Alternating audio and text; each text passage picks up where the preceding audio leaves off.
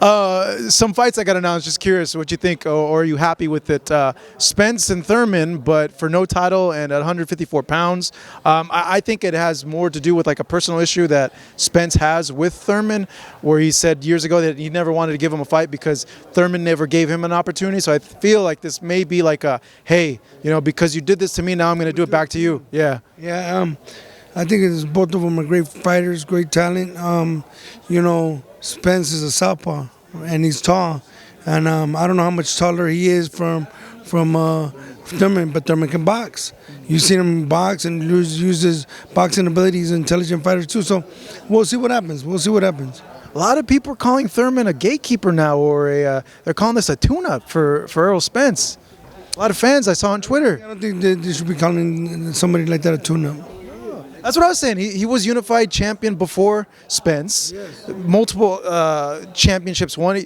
And Thurman's good. Like, yes, he's been not as consistent, but it's because of COVID and he had his baby. But, like, I feel like people are vastly underrating it and forgetting who Thurman is. Correct. No, Thurman is a great talent. You can't take away anything from Thurman, But I'm excited to see these fights. Teo, how do you look to you in that fight? Teofimo against Sandor Martin. You know what? Did you see it? I didn't see it. No, I didn't see it. He had a tough time, but people were saying him and Regis Prograis should be the next fight. Well, that'll be a great fight. Regis Prograis, can fight. You saw, I was, going for my boy Cepeda, but he can box. He can punch, and great fighter, great little fighter. Maybe you could kind of relate to this. A lot of people are saying that Teo, because he's trained by his dad, needs a new trainer because they feel like there's a limit there. You as a father training your sons, give us some perspective on that. Why and why not? When the fighter wins, praise to his corner, praise to the fighter. When the fighter loses, oh man, what's wrong with his corner? They got to get rid of his corner. When he's the one fighting in there. It's crazy. Why is it crazy? Because it's like, look, these people are saying that, they need to get him a new trainer, but he was doing great when he was winning world titles. And he got, the trainer got him to the world titles, got trained him for the big fights, and he was beating these dudes. But then all of a sudden he loses. Oh, you need to get rid of the trainer. Come on, Matos, come on. That's overdone.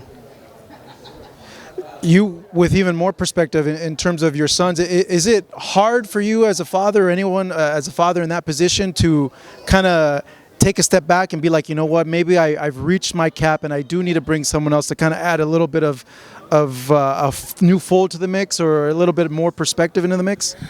Look, I have people that help me in the corner. Gabriel Flores Sr.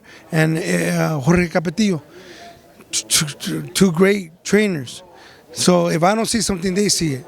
And I don't mind them doing pads with my boys. You can see there's many videos of Jorge Capetillo doing pads with my boys, and also, Gabriel Flores Sr. doing pads with the boys. I have no problem with that because you can never say that you know everything because you have to continue to grow in the sport. And if you can learn from other people, then you're continuing to learn. Very true. And finally, an update on your youngest. How's he doing? When are we going to see him back in the ring? He had that spectacular knockout, I want to say a few months back, the one punch. What's going on with him? February 3rd in Phoenix, in La Finiquera. We'll be in Phoenix. We were supposed to be the Navarrete undercard. When it was the card is still going on. Oscar Valdez Navarrete. Navarrete, so we're gonna be there, and I'm excited. My boy, my son he got some, man. You know what I mean? So I'm just excited for the dynasty. I did my thing. Now it's their turn to do their thing. How gratifying is it for you? It's like you knowing when you were a kid that you were a badass, but you didn't have no reference why you were a badass. Because you're a kid that didn't have a dad, and my dad was never part of my life. He was in jail, murder.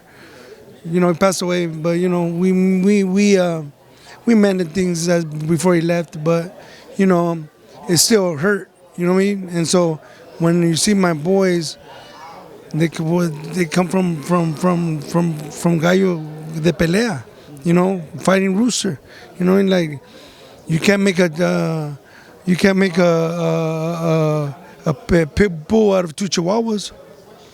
That's what it is. Why did you guys choose to go with Marv Nation for your two sons?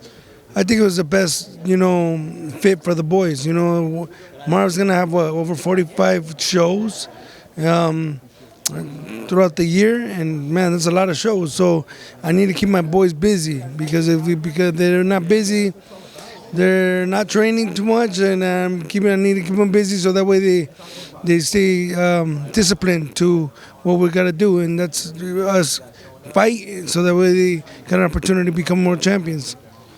Some would ask or wonder, why didn't you go with, Golden Boy or Top Rank? Your youngest is with Top Rank.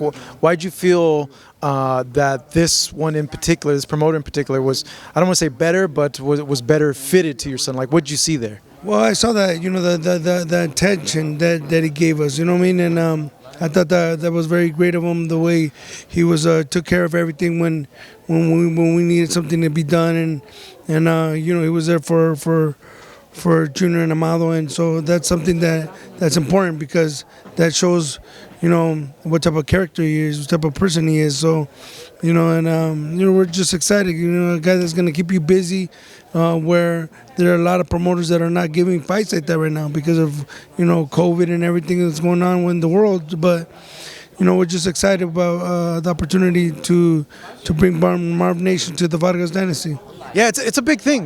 Fighters not being active right now, and I know a lot of fighters have voiced their opinion that they're not happy with it being active. What do you think is attributing to that, or what's causing the activity troubles? Well, a lot of it I think has to do with COVID. I mean, even though, you know, they're opening up now, you know, the stadiums, there's still a lot of people that don't want to go to the fights because of what's going on. But you saw the Gervonta Davis fight. There was a lot of people in, what was that, DC, yeah, right? A lot of people in DC. So I think it's starting to pick up again, and I think it's going to be a good thing for boxing. You guys had signed a previous deal with Triller. Your son told me that there was an exit clause. Can you touch a little bit about that? You know, the thing is that I needed consistency, and then they didn't have consistency where they were going to be fighting with my boys, you know, every month, 2 times a month if necessary, because I need them to be busy because they're not young. They're not young chickens like, you know, when young fighters are already being signed to promoters, you know, they're young. But my boys they started late. So that's why they're not that young doing what they love to do, and that's boxing. So, you know, that's just what it is right now. For now, man, it's always great catching up with you. Always great talking to you. I appreciate it. Here with Fernando Vargas Sr., Marcos Villegas, Fight Up TV.